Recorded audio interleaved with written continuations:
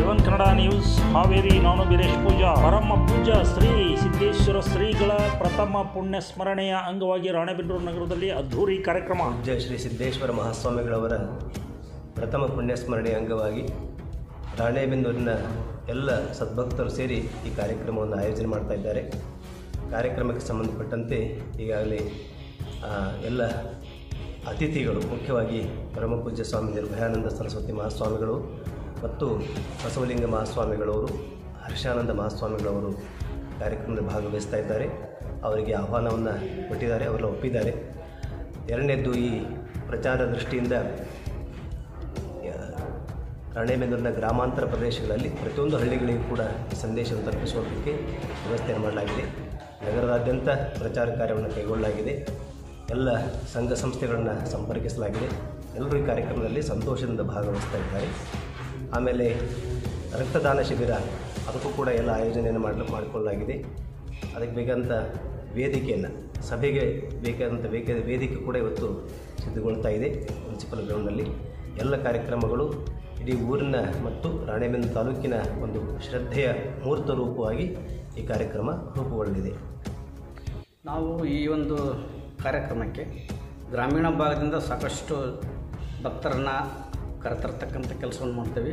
ಏನು ಸ್ವಾಸ್ಥ್ಯ ಸಮಾಜದ ನಿರ್ಮಾಣಕ್ಕಾಗಿ ಸಿದ್ದೇಶ್ವರ ಸ್ವಾಮಿಗಳು ಏನು ಸಂದೇಶವನ್ನು ಸಾರಿದ್ರು, ಇವತ್ತು ಆ ಸಂದೇಶದ ಪರವಾಗಿ ಜನರು ಜಾಗೃತರಾಗಬೇಕು ಅಂತ ಹೇಳಿ ಇವತ್ತು ಆ ಕಾರ್ಯಕ್ರಮವನ್ನು ಶ್ರೀಗಳ ನೇತೃತ್ವದಲ್ಲಿ ಭಾಳಷ್ಟು ಭಕ್ತರು ಸೇರ್ತಕ್ಕಂಥ ಒಂದು ಕಾರ್ಯಕ್ರಮ ಇದು ಯಶಸ್ವಿ ಆಗಬೇಕಂತಂದೇಳಿ ನಾನು ವಿನಂತಿ ಮಾಡ್ತೀನಿ. ಕಾರ್ಯಕ್ರಮದ ಬಗ್ಗೆ ತಾವು ಹೇಳೋದಾರ ಸರ್ ವಕೀಲರು? ಅಂತ ಒಬ್ಬ ಮಹಾನ್ ತಪಸ್ವಿಯವರು ಪ್ರತಿಯೊಂದು ಮನೆಗೂ ಕೂಡ ಚಿರಪರಿಚಿತರಾದಂಥ ಒಬ್ಬ ಪವಾಡ ಪುರುಷ ಮತ್ತು ಅಧ್ಯಾತ್ಮದ ಬಗ್ಗೆ ಅತ್ಯಂತ ಸರಳ ಭಾಷೆಯಲ್ಲಿ ಪ್ರತಿಯೊಬ್ಬರಿಗೂ ತಿಳಿತಕ್ಕಂಥ ರೀತಿಯಲ್ಲಿ ಅವರ ಒಂದು ಪ್ರವಚನದ ಶೈಲಿ ಎಲ್ಲರನ್ನೂ ಕೂಡ ಆಕರ್ಷಣೆ ಕೊಡ್ತಾ ಇತ್ತು. ಈ ಒಂದು ಸಂದರ್ಭದಲ್ಲಿ ಅವರ ಪುಣ್ಯ ಸ್ಮರಣಕ್ಕಾಗಿ ಹಳ್ಳಿಯ ಪ್ರತಿಯೊಂದು ಮನೆಯವರಿಗೂ ಕೂಡ ಈ ವಿಷಯ ತಿಳಿಬೇಕು ಮತ್ತು ಅವರ ಪ್ರಸಾದ ಪ್ರತಿಯೊಂದು ಮನೆಗೂ ಮುಟ್ಟಬೇಕು ಅಂತಕ್ಕಂಥ ಒಂದು ದೃಷ್ಟಿಯಿಂದ ಈ ಒಂದು ಕಾರ್ಯಕ್ರಮವನ್ನು ಸಂಘಟಿಸಿದ್ದಾಗಿದೆ. ಪರಮ ಪೂಜ್ಯ ಶ್ರೀ ಸಿದ್ದೇಶ್ವರ ಗುರುಗಳ ಪ್ರಥಮ ಪುಣ್ಯ ಸ್ಮರಣೆಯ ಅಂಗವಾಗಿ ಇದು ಜಾತಿ ಭೇದ ಮರೆತು ಎಲ್ಲ ಯುವಕರು ಇವರ ಆದರ್ಶಗಳನ್ನು ತತ್ವ ಸಿದ್ಧಾಂತ ಒಪ್ಪಿ ಎಲ್ಲರೂ ಫಂಕ್ಷನಿಗೆ ಬಂದು ಈ ಕಾರ್ಯಕ್ರಮ ಯಶಸ್ವಿಗೊಳಿಸ್ಬೇಕಂದ್ರೆ ತಮ್ಮನ್ನೆಂದು ವಿನಂತಿಸಿಕೊಳ್ಳುತ್ತೇನೆ. ಸರಳ ಸಜ್ಜನಿಕೆಯ ಪರಮ ಪೂಜ್ಯ ಶ್ರೀ ಸಿದ್ದೇಶ್ವರ ಶ್ರೀಗಳು ಅವರ ಪ್ರಥಮ ವರ್ಷದ ಪುಣ್ಯಾರಾಧನೆಯಲ್ಲಿ ನಾನು ಎಲ್ಲ ಸಮಾಜದ ಬಾಂಧವರಲ್ಲಿ ವಿನಂತಿ ಮಾಡಿಕೊಳ್ತಿದ್ದಾನೆ.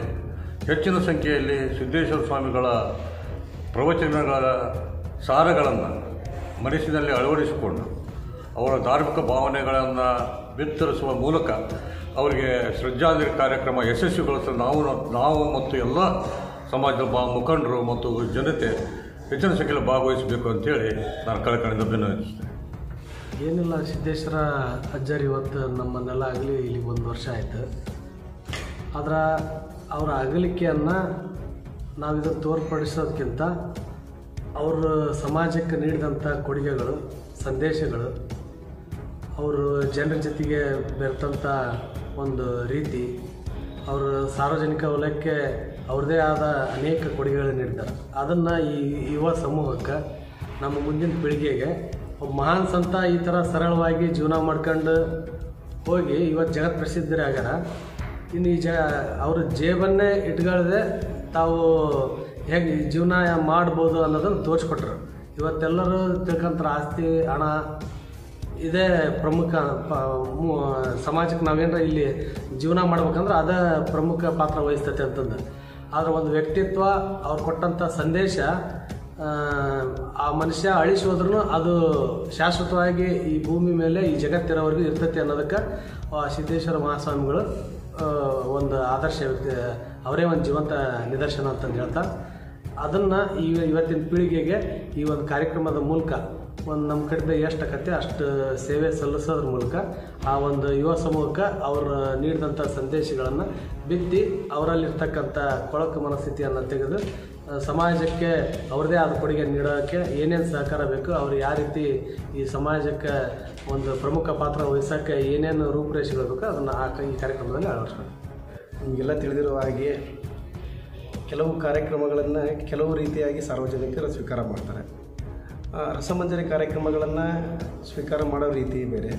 ಈ ಒಂದು ಧಾರ್ಮಿಕ ಮತ್ತು ಈ ಥರ ಕಾರ್ಯಕ್ರಮಗಳನ್ನು ಸ್ವೀಕಾರ ಮಾಡ್ತಕ್ಕಂತಹ ರೀತಿಯೂ ಕೂಡ ಬೇರೆ ರೀತಿಯಾಗಿರುತ್ತೆ. ನಾವಿಲ್ಲಿ ಯಾರನ್ನೂ ಒತ್ತಾಯ ಮಾಡಿದೆ, ಯಾಕಂದರೆ ಪರಮ ಪೂಜ್ಯರು ಯಾವ ರೀತಿ ಬದುಕಿದ್ರು ಅನ್ನೋದು ಇಡೀ ಈ ದೇಶಕ್ಕೆ ಗೊತ್ತಿರೋಂಥ ವಿಚಾರವಾಗಿದೆ. ಕೇವಲ ಅದನ್ನು ನೋಡಿ ಬಿಡದೆ ನಾವು ಕೂಡ ಅದನ್ನು ಪಾಲನೆ ಮಾಡ್ಬೋದು ಅಂತಂದು ಇಲ್ಲಿರ್ತಕ್ಕಂತಹ ರಾಣೆಬೆನ್ನೂರು ಜನನೂ ಕೂಡ ಅದನ್ನು ಪಾಲನೆ ಮಾಡೋದನ್ನ ಅಪಾರವಾದ ನಂಬಿಕೆ ನಮ್ಮಲ್ಲಿದೆ. ಹಾಗಾಗಿ ಈ ಒಂದು ಆಯೋಜನೆ ಮಾಡಿದಂಥ ಕಾರ್ಯಕ್ರಮಕ್ಕೆ ಯುವಕರಿಂದ ಏನು ಮಾಡಲಿಕ್ಕೆ ಸಾಧ್ಯ ಇದೆ ಅನ್ನೋದನ್ನು ಸಂಪೂರ್ಣವಾಗಿ ನಾವೆಲ್ಲರೂ ಕೂಡ ಸ್ವಯಂ ಪ್ರೇರಿತವಾಗಿ ನಾವು ಸ್ವಯಂ ಸೇವಕರು ನಮಗೆ ಕೊಟ್ಟಂಥ ಕಾರ್ಯವನ್ನು ಯಾವುದೇ ರೀತಿಯ ಲೋಪದೋಷಗಳಾಗದೆ ಬಂದಂತಹ ಸಾರ್ವಜನಿಕರೊಂದಿಗೆ ಪ್ರೀತಿ ವಾತ್ಸಲ್ಯದಿಂದ ಮಾತಾಡಿಸಿ ಅವ್ರಿಗೆ ಯಾವ ರೀತಿ ಕೂರಿಸ್ಬೇಕು, ಅವ್ರಿಗೇನು ಅವಶ್ಯಕತೆ ಅನ್ನೋದನ್ನು ಸಂಪೂರ್ಣವಾಗಿ ಒಂದೇ 1% ಕೂಡ ಲೋಪ ಆಗದೆ ರೀತಿಯಾಗಿ ಎಲ್ಲ ಯುವಕರು ಹಿರಿಯರು ಎಲ್ಲರೂ ಸೇರಿ ಈ ಕಾರ್ಯಕ್ರಮನ ಯಶಸ್ವಿ ಮಾಡಬೇಕು ಅನ್ನೋದು ನಮ್ಮದು ಉದ್ದೇಶವಾಗಿದೆ. ನಗರದಲ್ಲಿ ಅಲ್ಲಲ್ಲಿ ಸಿಟಿ ಬಸ್ಸುಗಳ ವ್ಯವಸ್ಥೆಯನ್ನು ಮಾಡಿ ಎಲ್ಲ ಕಡೆಯಿಂದ ಕೂಡ ಜನರು ಎಲ್ಲ ಏರಿಯಾಗಳಿಂದ ಬರೋ ರೀತಿಯಲ್ಲಿ ಸಿಟಿ ಬಸ್ಸುಗಳ ವ್ಯವಸ್ಥೆಯನ್ನು ವಿನಂತಿಸಿಕೊಳ್ಳಲಾಗಿದೆ. ಏರ್ಪಾಡು ಕೂಡ ಮಾಡಿದ್ದಾರೆ. ಹಳ್ಳಿಗಳ ಕಡೆಯಿಂದ ಟ್ರ್ಯಾಕ್ಟರ್ಗಳಲ್ಲಿ ಬರುವಂಥ ವ್ಯವಸ್ಥೆಯನ್ನು ಕೂಡ ಮಾಡಲಾಗಿದೆ. ಸಾರಿಗೆ ವ್ಯವಸ್ಥೆ, ಪ್ರಸಾದಕ್ಕೆ ಸಂಬಂಧಪಟ್ಟ ಹಾಗೆ ಎಲ್ರಿಗೂ ಕೂಡ ಸಂಜೆ 7:30ರಿಂದ ಮಹಾಪ್ರಸಾದ ವ್ಯವಸ್ಥೆ ಇದೆ. ಎಲ್ಲರೂ 10,000 ಜನರಿಗೆ ಆ ರೀತಿಯ ಒಂದು ಪ್ರಸಾದ ವ್ಯವಸ್ಥೆಯನ್ನು ಮಾಡಿದ್ದಾರೆ. ಹಾಗಾಗಿ ನಾಗರಾಜ್ ಸಾಲಿಗೇರಿಯವರು ಪ್ರಸಾದ ವ್ಯವಸ್ಥೆ ಎಲ್ಲ ಜವಾಬ್ದಾರಿಯನ್ನು ತೆಗೆದುಕೊಂಡಿದ್ದಾರೆ. ಹಾಗಾಗಿ ಅದೆಲ್ಲ ಅಚ್ಚುಕಟ್ಟಾಗಿ ಮಾಡೋದಕ್ಕೆ ಕಾರ್ಯಕರ್ತರು ಕೂಡ ಸಿದ್ಧರಿದ್ದಾರೆ. ಈ ಎಲ್ಲ ಏರ್ಪಾಡುಗಳಾಗಿದೆ. ಆರಕ್ಷಕ ಇಲಾಖೆಯೂ ಕೂಡ ಸಾಕಷ್ಟು ತಮ್ಮ ಈ ಒಂದು ಕಾರ್ಯಕ್ರಮಕ್ಕೆ ಕೈ ಜೋಡಿಸಿದೆ ಅಂತ ಕೇಳಿದ ಗುರುಗಳ ಅವ್ರ ಬಗ್ಗೆ ಹೇಳೋದಾದರೆ ಎಲ್ಲರೂ ಆರಕ್ಷಕ ವ್ಯವಸ್ಥೆ ಅಂದರೆ ಎಲ್ಲರೂ ಇಲ್ಲಿನ ಪೊಲೀಸ್ ಡಿಪಾರ್ಟ್ಮೆಂಟ್ ಕಡೆಯಿಂದ ಎಲ್ಲರೂ ಕೂಡ ಸಿದ್ದೇಶ್ವರ ಸ್ವಾಮಿಗಳಂದರೆ ಹಾಗೆ ಎಲ್ರಿಗೂ ಸಂಬಂಧಪಟ್ಟಂಥವ್ರು, ಆದ್ದರಿಂದ ಎಲ್ಲರೂ ಅಲ್ಲಿ ಭಾಗವಹಿಸ್ತಾ ಇದ್ದಾರೆ. ಒಂದು ಋತು ಅರಳಿಸ್ತದೆ, ಒಂದು ಋತು ಬಾಡಿಸ್ತದೆ, ಇದ ಕಾಲ. ಹಾಗೆ ಒಬ್ಬ ವ್ಯಕ್ತಿ ಹಿಂಗ ಅರಳುತ್ತಾನೆ, ಕೊನೆಗೊಮ್ಮೆ ಬಾಡಿ ಹೋಗ್ತಾನೆ ಈ ಜಗತ್ತಿನಾಗ. ಅದ ನಾವು ಏನು ಮಾಡಿದರೂ ಖಾಯಮ್ಮಾಗಿ ಹಾಗೆ ಇರೋದಿಲ್ಲ. ನೊಂದವರ ಧ್ವನಿಯಾಗಿ, ದುರ್ಬಲರಿಗೆ ಬಲವಾಗಿ, ಅಸಹಾಯಕರಿಗೆ ಸ್ಪಂದನೆಯಾಗಿ ನಾವು ನಿಮ್ಮ ಜೊತೆಗಿದ್ದೇವೆ. ನಿಮ್ಮ ಸುತ್ತಮುತ್ತಲಿನ ಯಾವುದೇ ಅನ್ಯಾಯ ಅಕ್ರಮಗಳನ್ನು ನಮಗೆ ತಿಳಿಸಿ. ನಿಮಗೆ ನ್ಯಾಯ ಕೊಡಿಸುವ ನಿಟ್ಟಿನಲ್ಲಿ ನಾವು ಸದಾ ಜಾಗೃತರಾಗಿರ್ತೇವೆ. AVN ಕನ್ನಡ ನ್ಯೂಸ್, ಸದಾ ನಿಮ್ಮೊಂದಿಗೆ ನಾವು.